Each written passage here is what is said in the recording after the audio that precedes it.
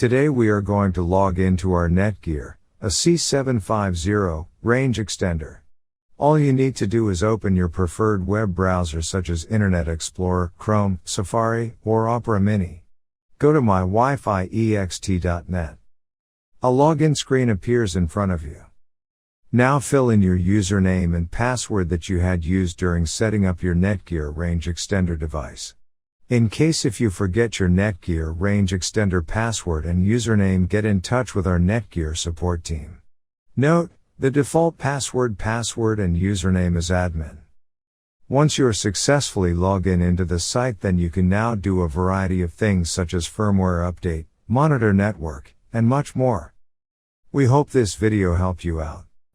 In case if you are still facing any issue with your Netgear range extender device, get in touch with our Netgear range extender experts for instant solutions. Thanks for watching our video, and do not forget to like, share, and comment on the video, so that you never miss any video from our channel.